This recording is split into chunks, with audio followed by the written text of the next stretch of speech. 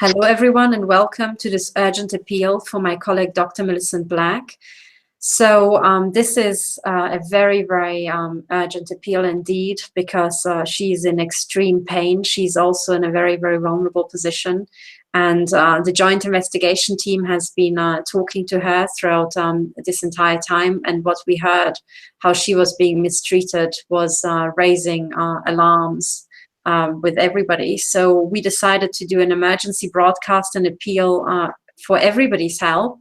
Last Thursday, we put out an emergency appeal for people to write to the authorities for my colleague.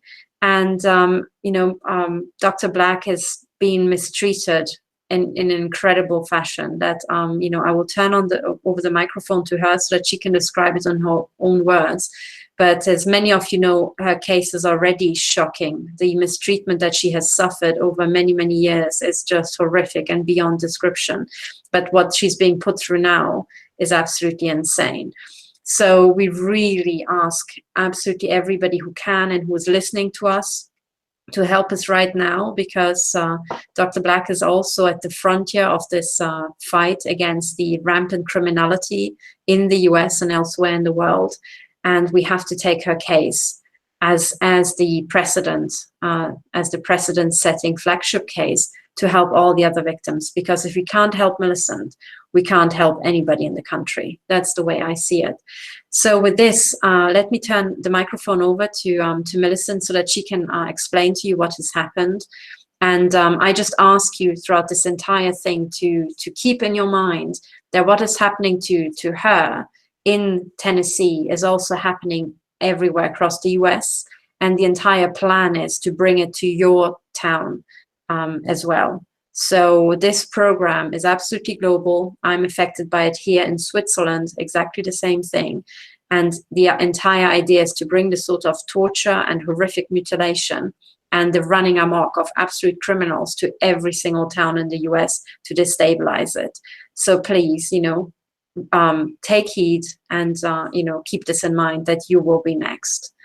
So Millicent, please tell us where are you, how are you, and what has been happening? Hello, everyone. I am currently in a transitional care center in Columbia, Tennessee. Last Monday, February 19th, I had surgery to it's called a total knee replacement revision. It was to replace a 15-year-old prosthetic that was placed in my knee in 2002. This was on my right leg. The purpose of the revision was to not only to replace the prosthetic, but also to remove bone that had been damaged by what appears to be laser, microwave laser that was produced aerially by perhaps satellite. Catherine, would you show that X-ray of my bone of my right knee? This was again my right knee.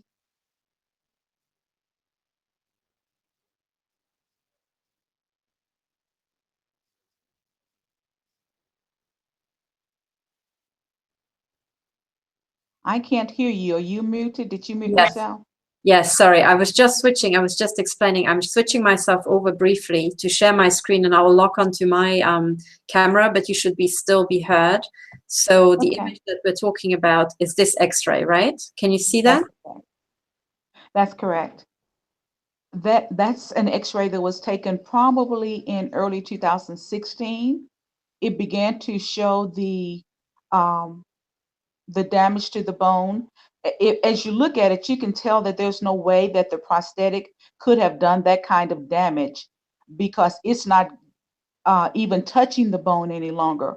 But that shaving away of that bone was probably done by microwave laser. It was also done deliberately to further destabilize my bone and force me to have the total knee revision. As you all know, there are many things that can be done to us, that is being done to us when we have to go to surgery and is put under anesthesia. One of the most important things that happens to us while we're under anesthesia is post-hypnotic suggestions and other mind control technologies used on us to cause us to become more dependent or more reliant on someone other than ourselves and our own thought processes. I want you to take a look also at the size of my thigh versus the size of the bone in the thigh. The size of my thigh, the doctor said, who did the surgery, that he could not get over how much fluid was in the tissue. Um, that's called body modification. That fluid can be pumped into the body tissue remotely, and it can be used to make it appear that you are having a lot of difficulty with swelling when it's not swelling. It's deliberately being done as body modification to also uh, add weight to that area of the body. So that they added weight to my thigh to add extra pressure to the prosthetic. That wasn't working well enough. So then they began to shave away the bone. Catherine, if you can pull up closer to the kneecap, you can actually see some implants within the kneecap itself. So that's the kneecap right in front of the prosthetic. Come forward to your left. Yeah, come out on that. Yeah, that's the kneecap. And so they're actually some of the microchips that were being used to torture me can also be found there. This one here, this little speck, is that a microchip? Because A chiropractor was looking at me with it, and I do have another copy of an X-ray where he was showing me what to circle. There was actually one of them, those little chips, yes, but all in the kneecap. That's considered to be unnatural. Yeah, all of that in that kneecap itself is considered to be unnatural. And the kneecap is also used to stabilize the knee itself. yeah, But look at the shavings. Look at the shavings around the bone. Yeah. See that shaving around the bone? So what had to, and even up above it there, going up yes. See that shaving? That was actually done from outside of my body. And what had to happen was that part of the bone had to be amputated. So the doctor literally had to cut off all of that above where the shavings is, because that part of the bone was considered to be stabilized. And he had to put a steel rod in its place. Because of that, I am now unable to walk, put any pressure on my right leg for 6 to 8 weeks.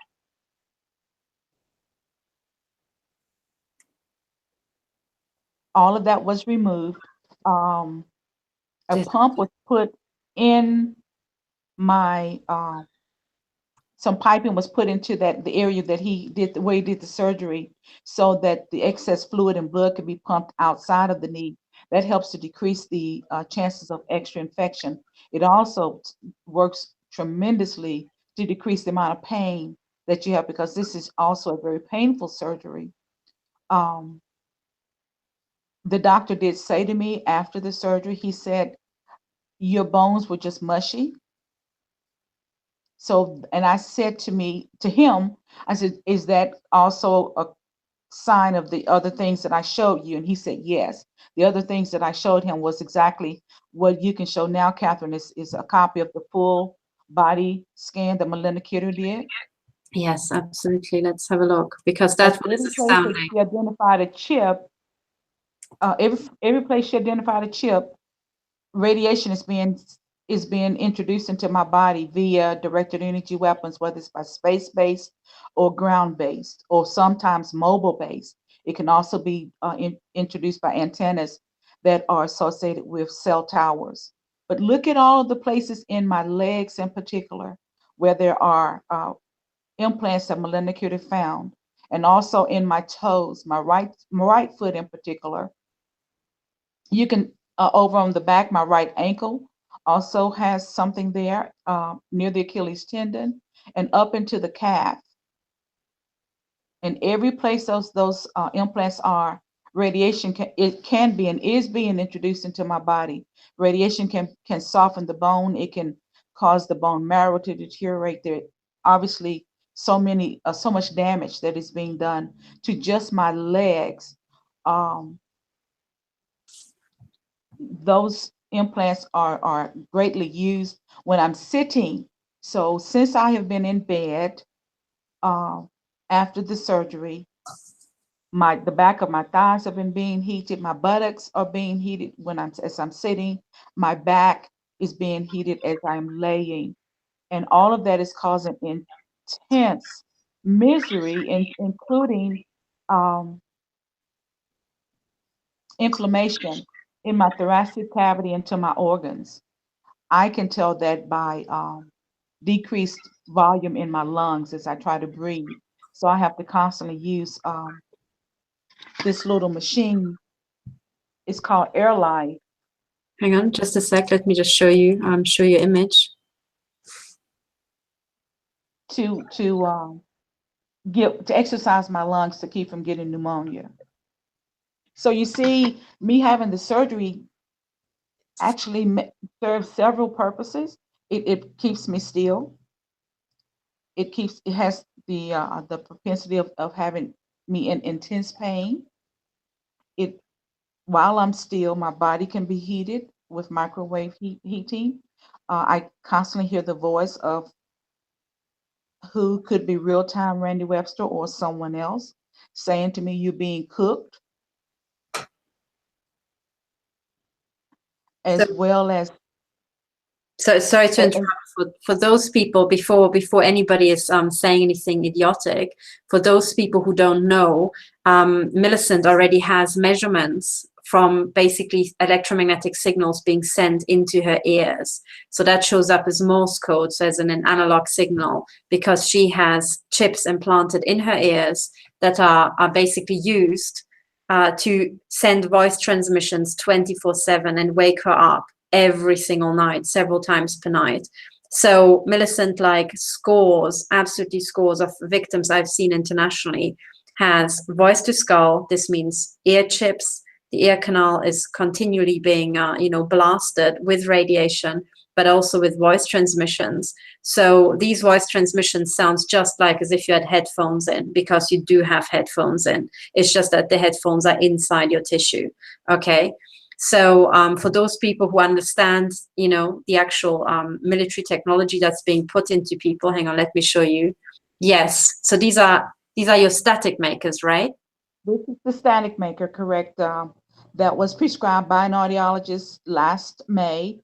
Um, their original cost is $2,500.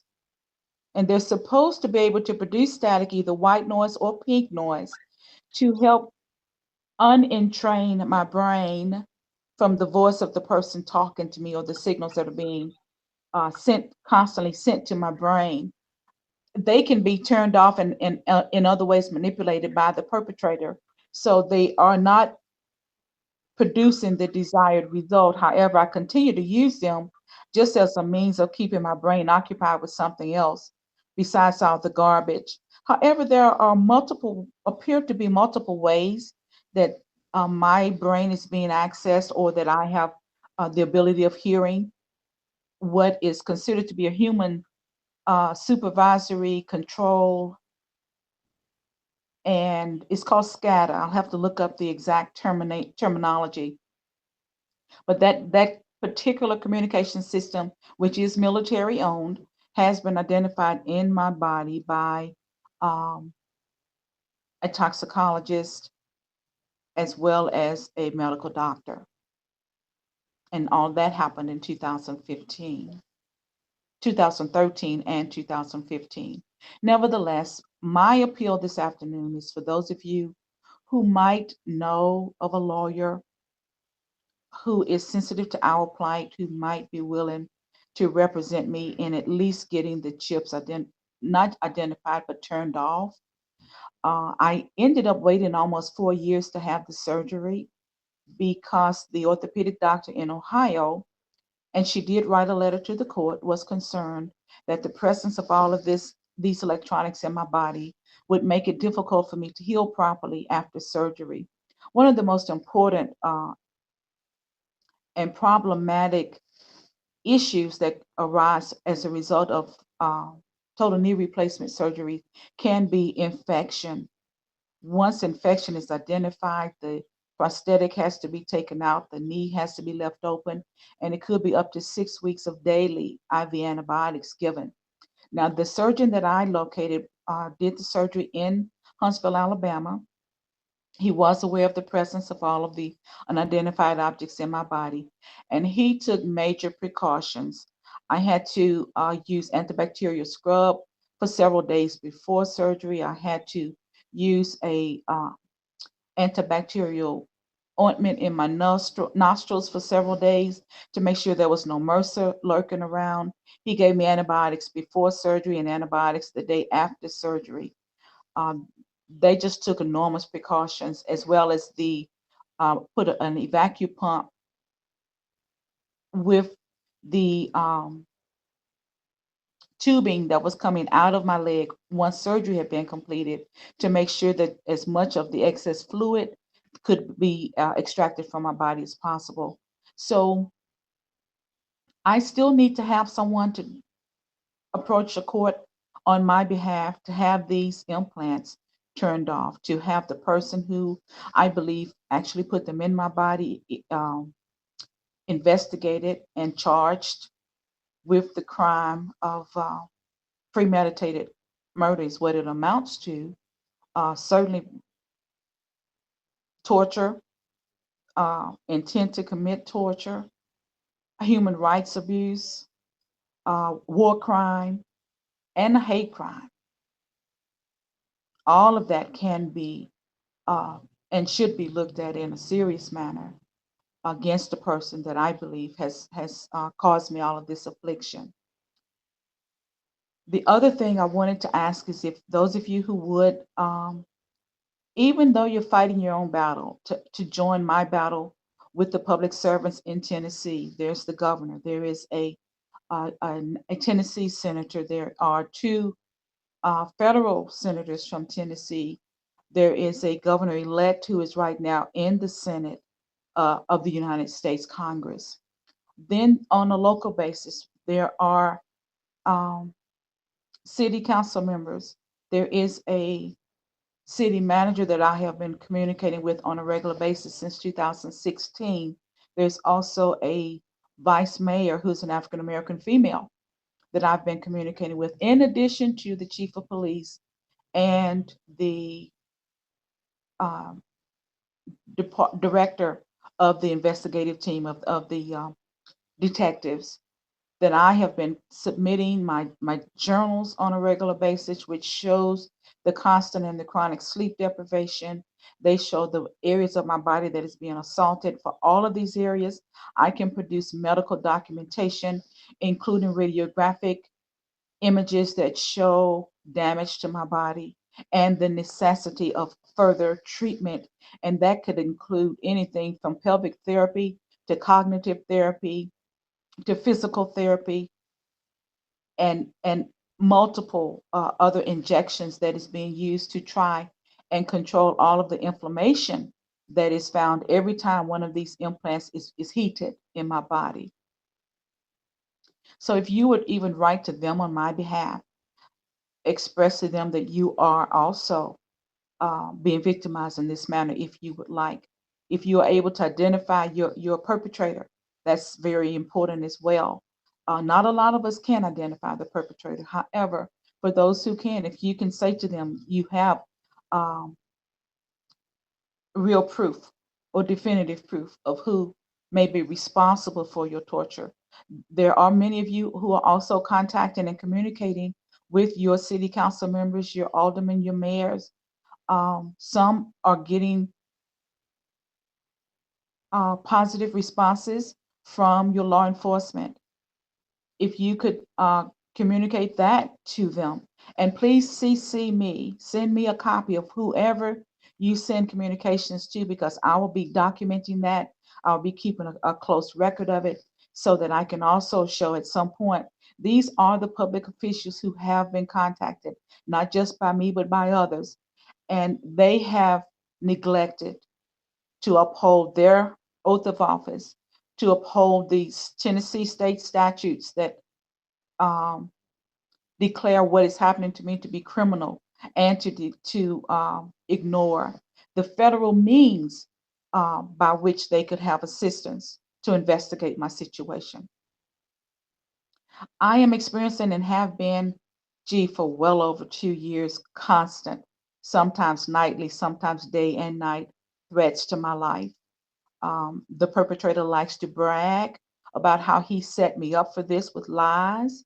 He likes to brag about how he himself has been able to make me take the blame for crimes that he has committed, and that he punishes me for his own crimes.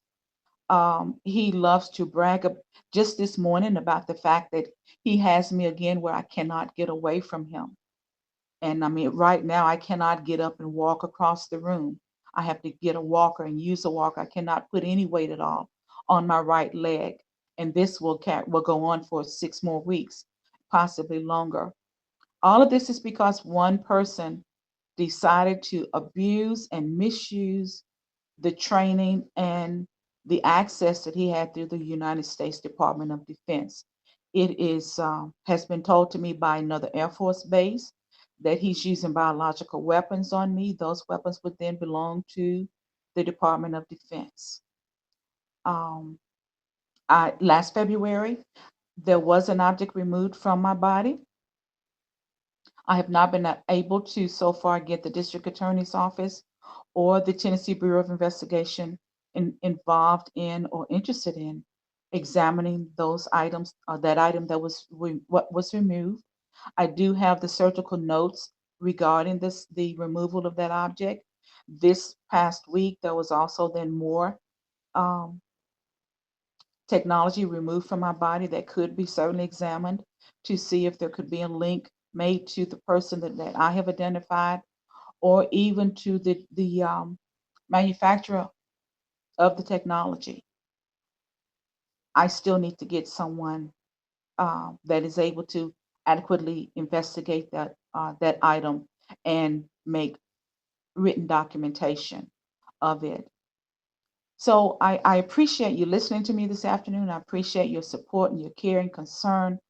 It's just a major issue for me at this point, because the fact that I had to go under anesthesia was taken advantage of. The night after surgery, after I returned from the operating room, I was not allowed to sleep more than 30 minutes at a time. I was awakened. Every time I was awakened, I was hearing the voice of Randall Webster. Every time I went back to sleep, he was also still talking to me, or whoever uses his voice, be it by some electronic technology or by brain to brain link, which is very much recorded and reported in medical journals and in Department of Defense journals, and by the National Institute of Health. In addition to being chronically sleep deprived, which is necessary for my body to repair itself, I'm also being tortured. And that torture takes the form of microwave heating of my back, of my spine, of my buttocks, of my thighs, anything that has to touch another surface. Um, I do use ice packs when available. Ice packs do give me ease. However, again, I can't just get up and walk and go stand in the shower and let the cold water, the cool water, uh, relieve the heating that is taking place. The heating obviously does damage the body tissue. In 2012, I received a partial report from Army Intelligence and Security at Fort George Meade, Maryland. That report was regarding microwave heating and microwave hearing. Morse code is involved in microwave hearing as identified on page 2 of that document. It also talks about the fact that microwave heating does damage the body tissue. So I'm in as much danger and more as I was before the surgery. However, I was forced into the surgery, I believe, as a means of increasing the effects of trauma based mind control, because it makes me so much more susceptible to one, not being able to get away from the voice that of the person who I can readily identify because of the personal relationship we were in and the number of hours that he spent just a couple of 3 years prior to the start of the high-tech torture, just talking to me, coming to my house, sitting down in my dwelling and talking to me. I later learned that there was neuro-linguistic programming probably being done even at that time, in addition to subliminal messaging being used. And both of those terminologies can be found under documentations that is listed under the Department of Defense and certainly of the United States Air Force. Catherine, do you have any questions for me? Am I being clear in my appeal? Yes, you are very, very clear. Actually, the one thing I wanted to show, because I think you always put in this caveat that somebody could be using Randall Webster's voice, but based on the evidence that we have seen, the entire joint investigation has seen, it is pretty clear that he was, hands-on involved in your implantation, in the harassment, in subtle threats and subtle announcements what he's going to do. You got a temporary order of restraint against this man, and there's a long multi-year history of this man abusing you and actually trying to force you to do things you didn't want to do.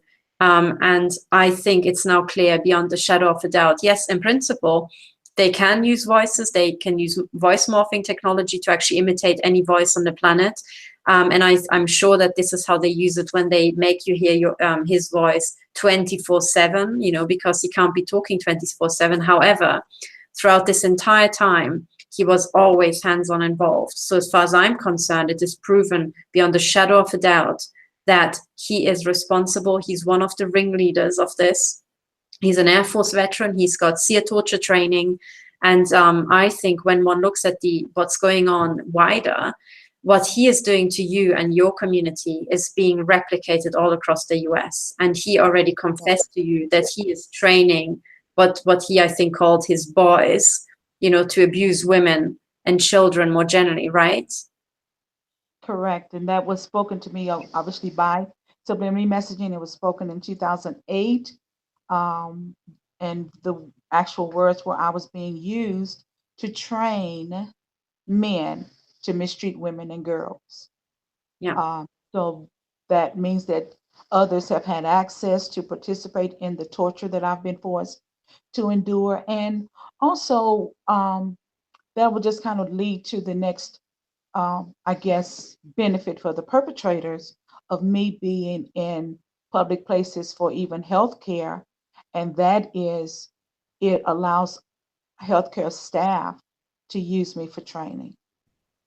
I understand that there's software that allows them to review my body systems called a body area network for medical purposes.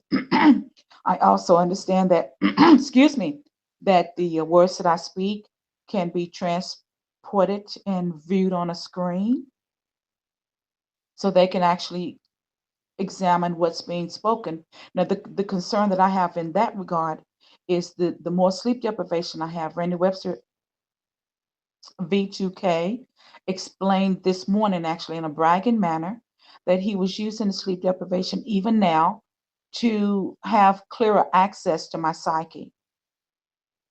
There's also the possibility of him literally overriding my thought processes with his own, and it be in my voice or appear on the screen as if they're my voice. It's my thoughts when really it's not. And those are always obnoxious thoughts. It could be profanity, it could be sexual perversion, but they're not my thoughts. I don't have reason to think that way. However, he wants people to think that I am what he says I am, when in actuality, that's his lifestyle. That is, he's already bragged that he was blaming me, and not just blaming me, but also persecuting me for his actions, for his behavior. So being here, when they hear him talking these obnoxious things, I mean, my eyes could barely glance something, and if he saw something, because based on where he is with the remote neural monitoring, then he will comment on what he saw, and it could be in an obnoxious way, but it could also be broadcast to the person who is close enough to me to hear it in a way that will make them angry. So then there goes my good care. It could make me wait for hours to get a response to a buzzer. It could make me wait for hours to get lunch tray or dinner tray, or hours to get a bath. Um, And what's not always clear is if it's a result of him broadcasting in the area, what's called PSYOPs, psychological operations, or if their response is because of shortness of staff here in the center. Now, that I'm not certain of. Sometimes, though, I see bodily um, motions that indicate that they are responding to what has been said. Since I've been here, I've had one man say, I'm going to be picking, we're going to be picking on you. And I says, well, I don't, respond well to being picked on. In 1997, Randall's aunt did say to me, picked out to be picked on several times. And she said it at least once since that time that I've been picked out to be picked on. Obviously, that's a bullying term. And I'm supposed to respond, I think, uh, by being what too intimidated and to take anything that's put out. So then here we are at the next thing that has happened to me of quite concern since I've been here. On Friday evening, I arrived. Um, I was approached later in the evening by a nurse who had well, a living will. They also call it advanced directives that she wanted me to sign.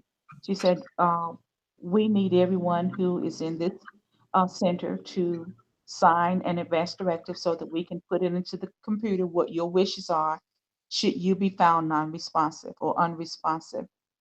She walked over to me and she says, and here, let me just help you with this. And she put a check in a box. Well, at that point, my flags went way up because first of all, I did not have an opportunity to read what she had in her hand, nor did I have an opportunity to check anything or make a decision of my own. So I said to her, well, actually I have 2 degrees, 2 master degrees and a doctorate. So I would prefer to read it for myself and make my own decisions. Um, this was Friday evening. It wasn't until yesterday evening that I realized the box she had checked was do not resuscitate, do no CPR. I did not sign it at all. Although yesterday afternoon I was approached with the second form that actually had been signed on the back. It hadn't been filled out, and I was being asked to check the appropriate boxes and to place my signature on the form. I refused that one as well, and I did say, and I have checked with a lawyer who advised that if I'd already made my wishes known to my family in an estate type manner, then it's not necessary and it's not required, and I cannot be made to sign any other documentation that is pushed at me. And so, as of today, I have not signed any forms in this location. Just made it clear that verbally I want everything to be done that can possibly be done if I am left unresponsive. Now, I want you to know what is so absolutely odd about that word unresponsive is I got the news this afternoon that one of my church members, who is also a first cousin to my children's father, was found unresponsive. He has been for several years plagued by a strange illness that I believe is also a part of being targeted, and so that would make him a target. He was a very successful businessman who just suddenly began having brain problems, I think. So that kind of what highlights the necessity of having either someone who knows what you want to have done or signing something from a legal standpoint that would denote that you have thought through what you want to have done in the event that something happened to you. Now, the other part to that is that the perpetrators can cause you to become unresponsive at any point in time. And I've been told often enough, you know, of his plans concerning me. And so he could do that. Something else that's important for me to share with the listening audience this afternoon is I went in for surgery on Monday afternoon. Monday night, I got the word that my niece, who has been a target since she was a teenager, she is now in her early 30s, was in the hospital for the second time in just over 30 days.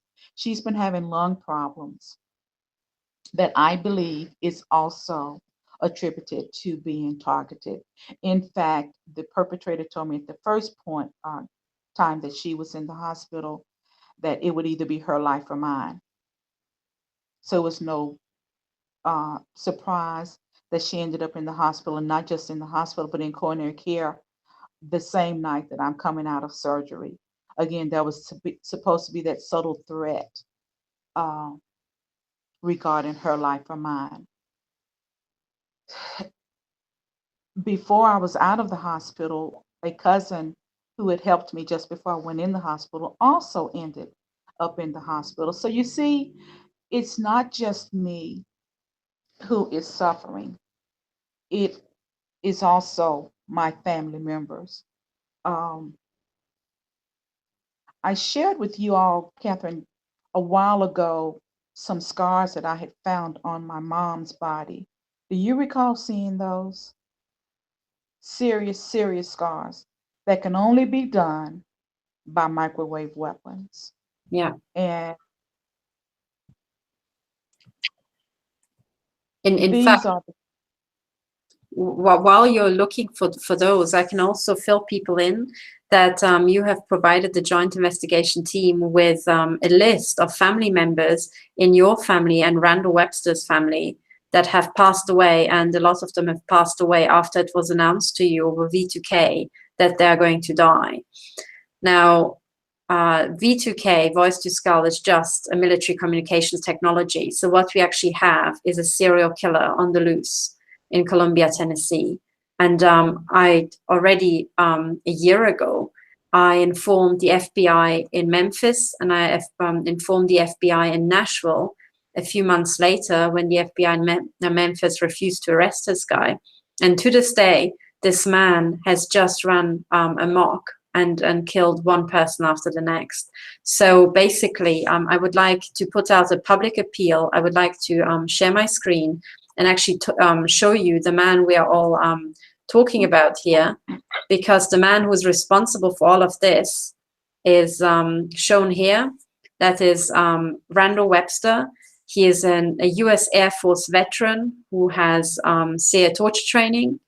And he is running amok with, well, I'm not even sure if it's running amok or if he's actually hired by the Air Force, or certainly by the cartel, to train up other psychopaths like him, so that these psychopaths can be unleashed on Tennessee and on other US states.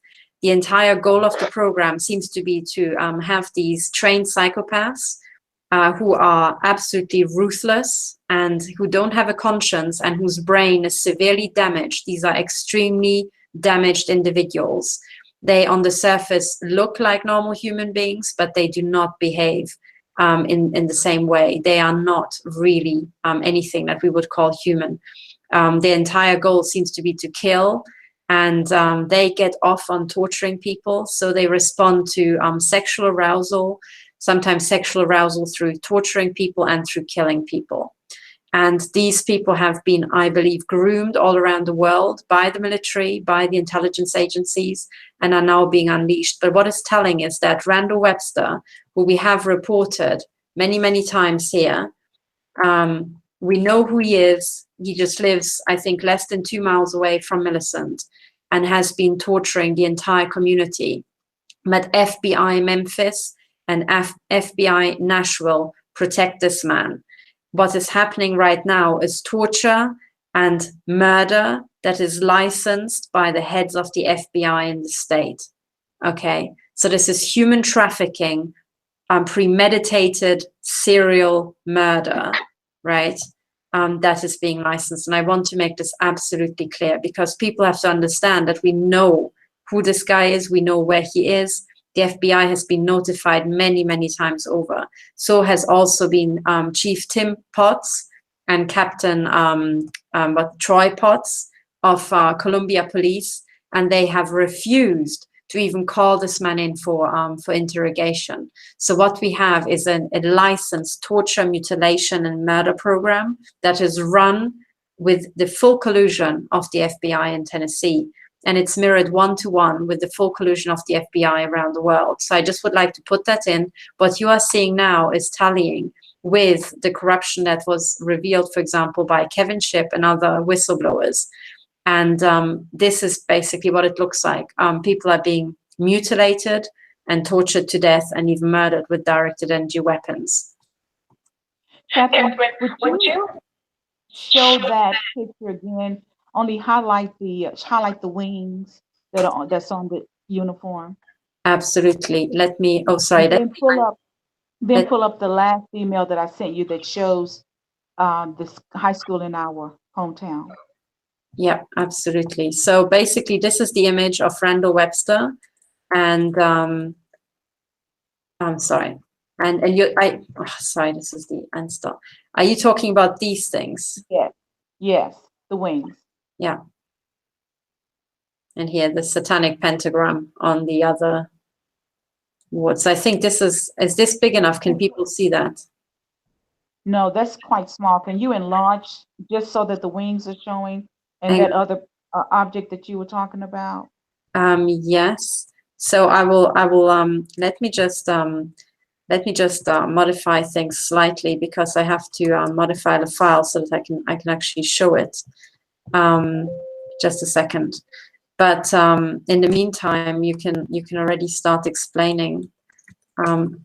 Okay, so In May of last year, I saw a newspaper article that was announcing the STEM program being introduced in the schools in my hometown of Mount Pleasant, Tennessee.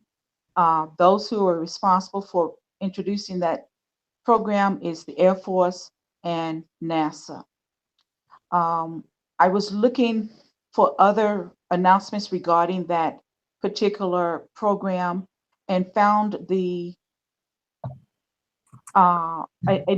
item or an article that was actually in an education publication that showed an awning for the front of the high school that appears to be Air Force wings, and then going across the top of that building were two rows of crosses, as if that was a military graveyard.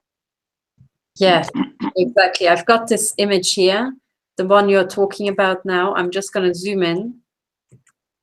Sorry. So okay. So forgive me. Well, that's small Tennessee town.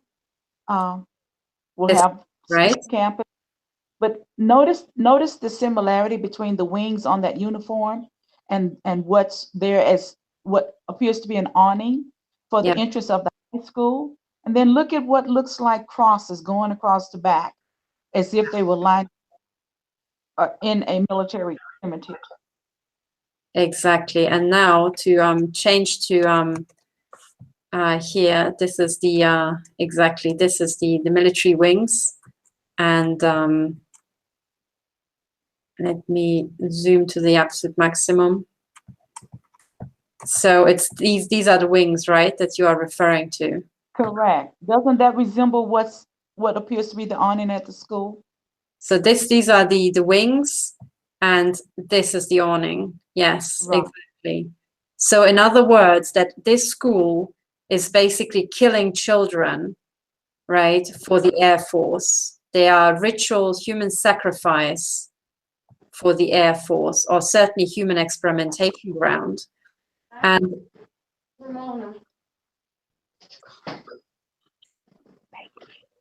sorry, so I'm just, in the meantime, I'm just going to also show you had another article that you actually brought up, and maybe you can talk about that, because there's always a newspaper clipping that you also sent. Hang on, let me just bring it up. I had it in my email. So the important thing about the STEM program is that our town is I think I saw recently that it may be 5,000 people now, but they're starting in kindergarten, going through 12th grade with the STEM program.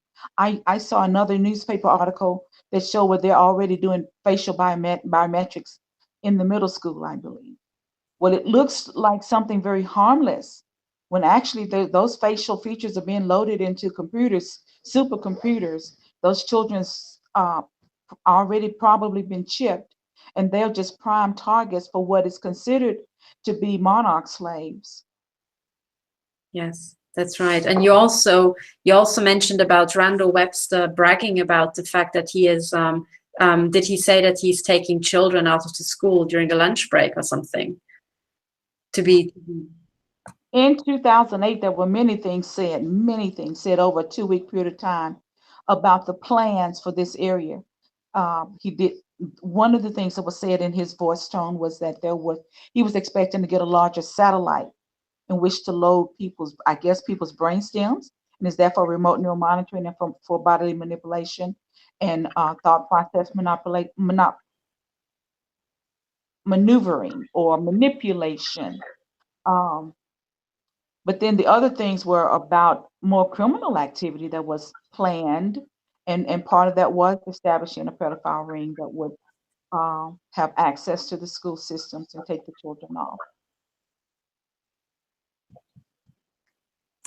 this is Which very well could be something like what was, recently uncovered in Tallahassee, Florida.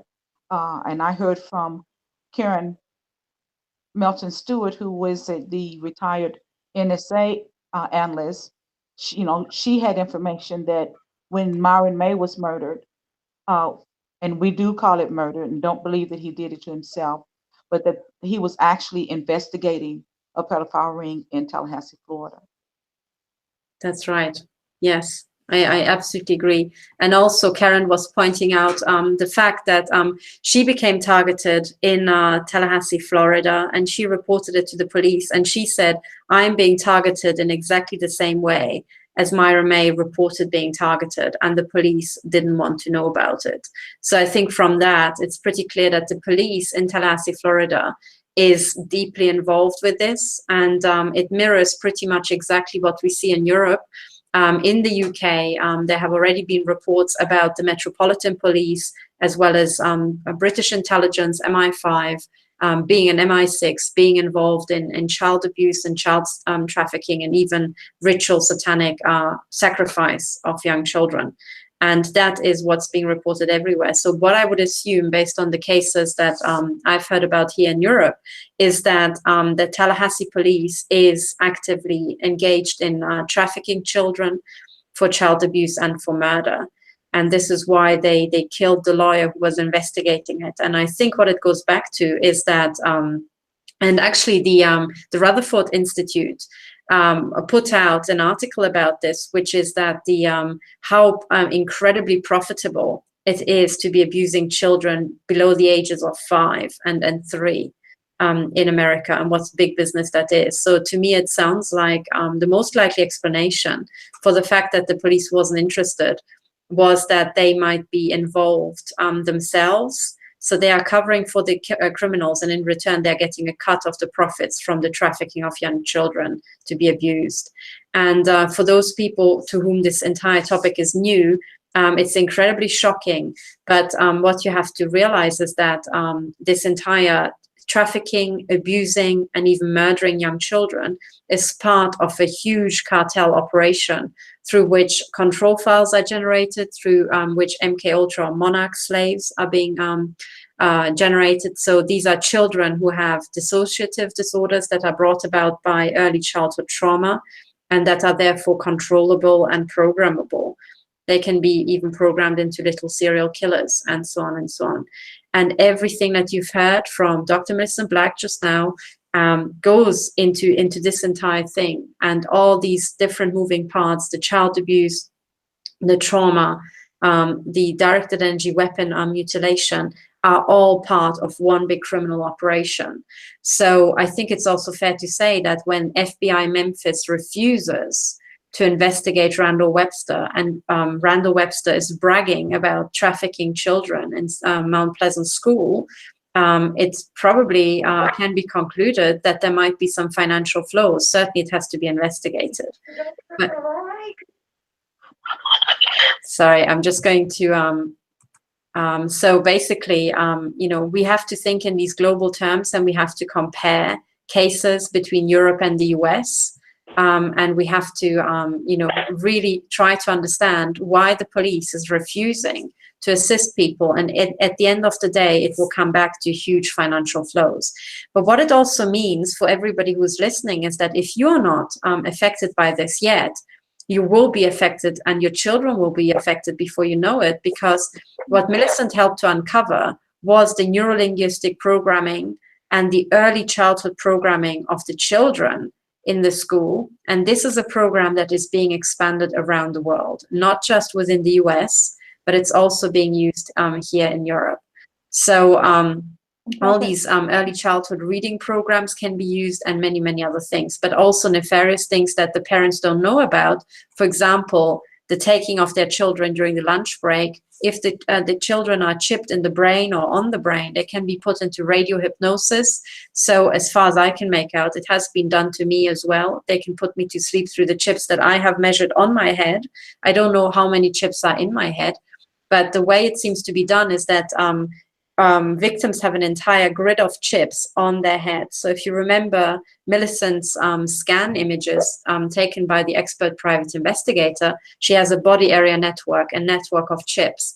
And the chips on the head can be turned on simultaneously to create an electromagnetic field and basically induce the brain to move into the sleep state, even though the brain wouldn't be in the sleep state by itself, or into a certain state of trance, where one is very suggestible.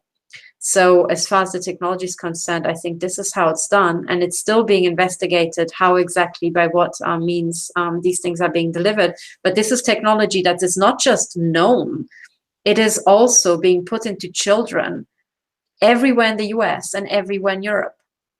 So everything that Millicent says can be backed up 100% by the investigation that we have done throughout the last year, looking at declassified documents, looking at other victim testimonies, you know, and also our colleague Melanie Vritchan in Belgium, she used to work with Dr. Ronnie Kilde, the former chief medical officer of Finland, who was murdered in Norway. And so what the two of them were doing is they were organizing scans, and the scans that they, took place, that our colleague Melanie attended, scanned also some children. And every single time the mother was implanted, the children were implanted too. So the chipping of children and the controlling of children is one of the big goals. And there's another reason to pick children, which is if they put brain chips into the children's heads, the tissue accommodates the chips better. And most importantly, when the children grow up, continuously getting a stream of suggestions that are sent to them through mobile phone communication to their chips everywhere around the head. And they're actually, through the mobile phone, communicating with a supercomputer. The children grow up not knowing anything else.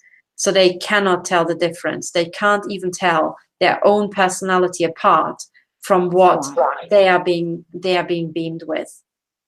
Right, and they don't recognize when well, actually they've never had their own mouth. Yeah, exactly.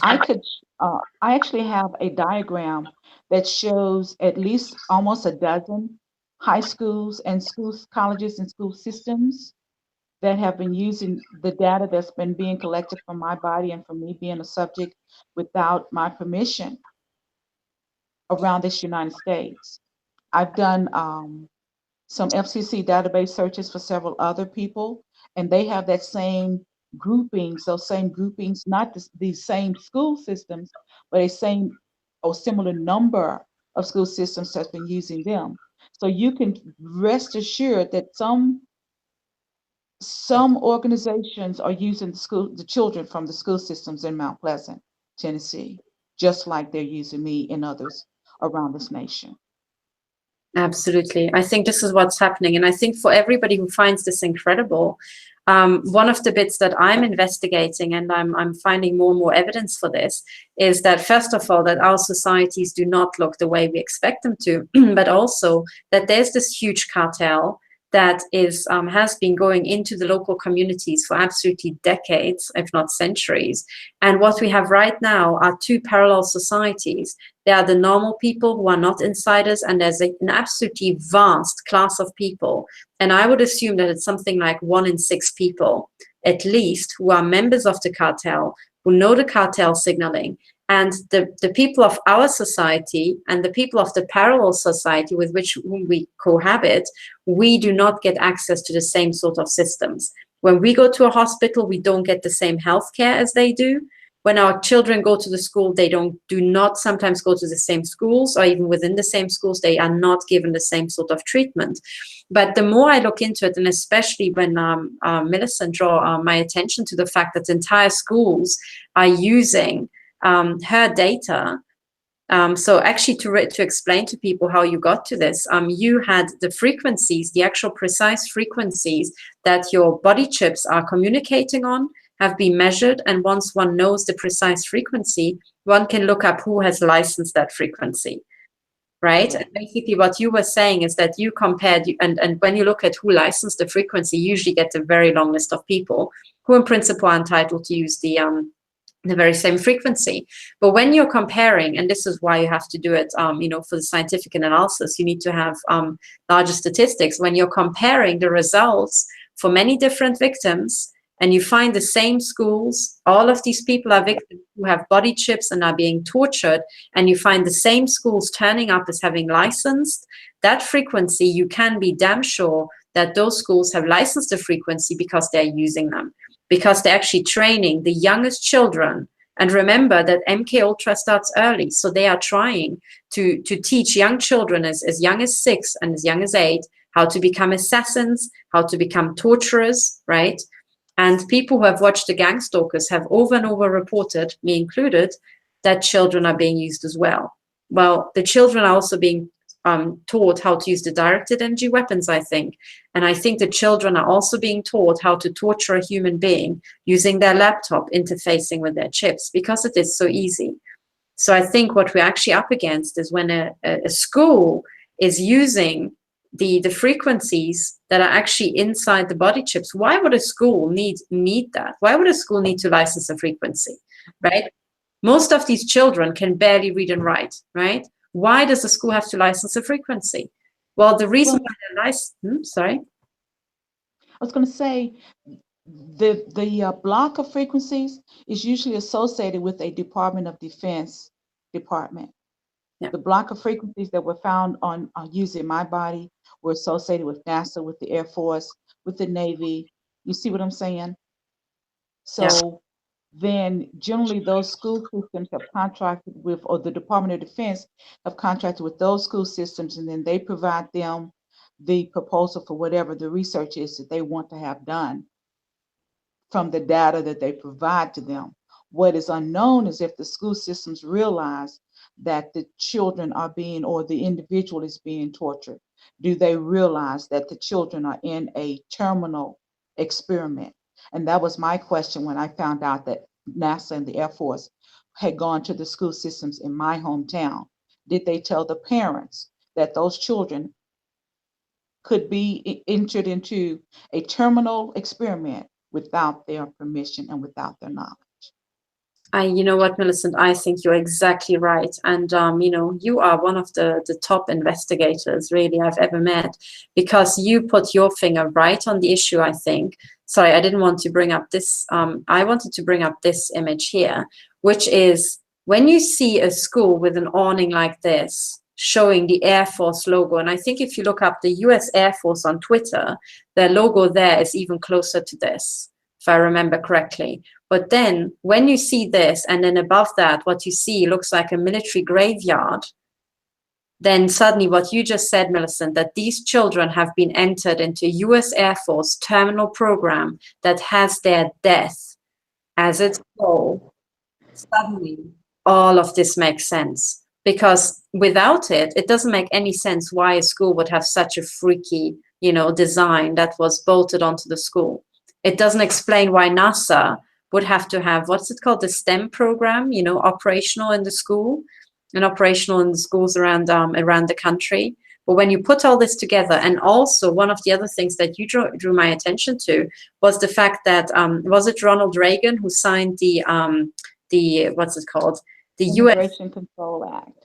exactly, and it's Immigration Control Act. and isn't it actually the Immigration Control Act as opposed to immigration? So within Right. It was not spelled the normal way. So if it's normally spelled with an I, it was spelled with an E. And that was 1986, I believe. He signed that bill allowing every baby to be chipped at birth. And I actually read about it in a book that was entitled Healing Codes for Biological Apocalypse, that was written by Dr. Leonard Horowitz. Dr. Horowitz is a Messianic Jew.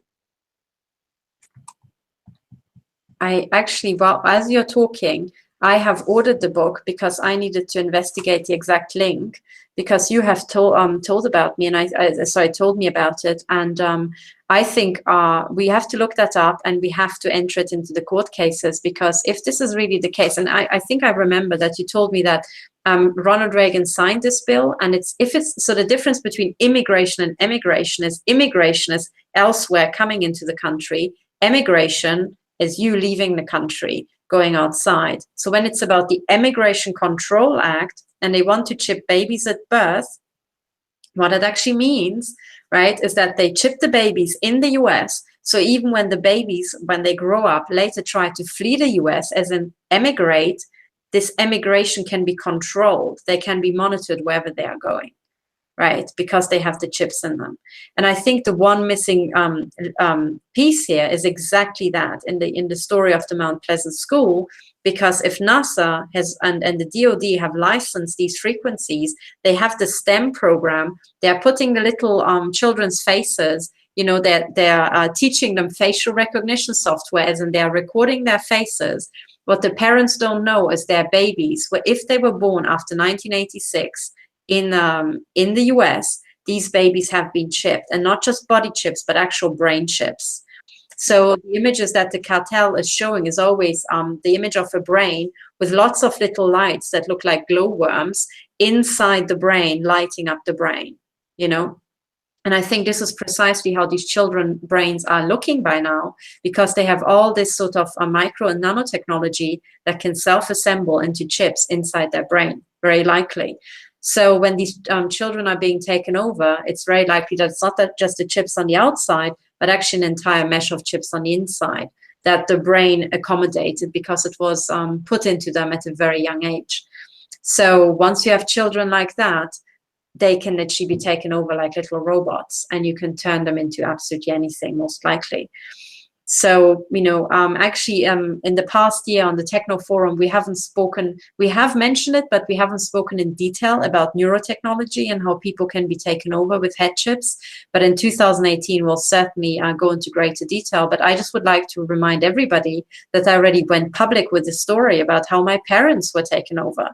They suddenly started screaming at me, and I know my parents, and I've known them for a very long time. They're very patient, very loving people, and they were both screaming at me. And when I changed position inside the room we were in, they continued screaming at the empty room in front of them, where I stood before.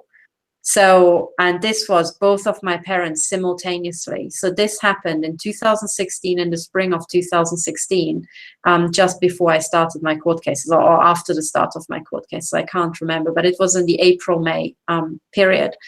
And this is something in a sense, even though it's horrific, and I know that my parents have been brain damaged by German intelligence in this experiment and in the wiring up of their brains for this, the one thing I'm grateful for is that when I saw my own parents being taken over like that, because I know my parents and I have known them for decades, I knew exactly what was going on. And henceforth, I actually can assess, victims who come with these stories, and I know that they are not mad, but they are the victims of very advanced technology. But you have to have seen it with your own eyes, with somebody who you love and you know very well. And it was basically both of my parents simultaneously doing the same thing that convinced me that it can't possibly be that they both have temporarily gone mad. They were actually taken over neurologically. And it's absolutely scary because it really wasn't a situation where my parents were behaving. They were not threatening me physically, but I did wonder if they would have attacked me physically had the computer actually made them do that. And I also draw the attention of absolutely everybody to the reports of sometimes high-flying businessmen and high-flying intelligence officers killing family members or killing their entire family. And I would like to put it out there that maybe what is actually happening is large-scale tests of this technology, and these people were actually victims of the intelligence agencies and of the military in those cases, instead of just being, you know, spontaneously having gone mad and having become serial killers against their own families. You know, I really think we have to consider that. So everything we say is always under the this sort of view that there is lots of evidence, incredible evidence for neurotech taking over people entirely. And when they are trying to take over our children, this is, I think, the point when we all have to get off our rear sides and actually take this seriously. So as I also apologize to Millicent, because as she was telling her story and what had happened to her, I was basically glancing away sometimes. And that's because I was actually trying to bring up links, but also because I was monitoring the chat. And I was absolutely appalled by the number of trolls that the intelligence agencies have sent with absolute drivel. So I invite everybody who has actually witnessed the chat to have a good look at all those appalling comments, which were childish in the extreme, and none of them were actually concerned with the content that we were presenting. And I think that's a telltale sign, because if they had actually addressed the things that we were talking about, they would have lost the battle, because Millicent has got actual documentation to back up everything that she's saying. And this is rock solid documentation. And we see that the trolls just can't argue with that anymore. So in the end, they just, revert back to just gibbering absolute nonsense and trying to put as many disconnected swear words into a sentence as they possibly can. But that was about it today. But I am absolutely appalled that basically what we are dealing with, and what Millicent is drawing your attention to, is the biggest national security threat in the history of mankind for every nation on the planet. And our intel agencies amuse themselves with hiring literally moronic children to harass us. So this is the level, that they have stooped to. So anyway, what I would like to, sorry. I'm gonna have to get out and get ready for dinner now. They're going to be coming in. Someone's already been in once. So I just want to thank you for your time. Thank you for using your evening to help me. I just need to record the fact that the surgery has happened. The damage to the bone is by other than normal means is documented, and also what kinds of mistreatment we are being set up for, what kinds of sabotage we're being set up for, and it's directly by the use of military technology. Absolutely. And you know what? Thank you, Millicent, because what you're doing is you're also fighting for millions of children out there who are actually being put through this without even knowing. And I would like to finish off by sharing my screen and drawing your attention to the following site. So if you please now go to stop007.org and scroll down to support our fighters here, the big boxing gloves, you will find here the site for Millicent. I'm about to tidy up my website, so it should be even easier to get to this link. And please, I'm asking you to donate to her medical fund. The link is here. You can go to her GoFundMe page here. And it's absolutely, absolutely paramount, of paramount importance that you help us raise the money here, $15,000. I'm sorry, I think, okay, and then forgive me. And one thing, I know you have to go, Millicent. The other thing I would like to draw your attention to is please sign her petition. That's very quick and easy to do. But also please write to these officials. We have put the entire list of officials here, and I'm about to tidy up this list. Here's the chief of police, the captain of police, the city manager, vice mayor, governor, governor-elect, Representative Diane Black, and also the attorney general, right? So all of these people should be written to, and we ask you to help us request that they finally stop the torture and mutilation of Dr. Millicent Black. So please go to this list, take the time to write a short note and send it to them. And please CC and Millicent as well. So you can find her email here at the top, right? So put that, put her email in copy, and then please write to these people and say it is absolutely ridiculous what has happened here. Millicent has been tortured for several decades, but it's now she is in hospital and she continues to be tortured while she's in recovery. So this is absolutely unacceptable. You've seen the MRIs. You know, it's impossible for the brain to for the bone to dissolve itself, like you have seen.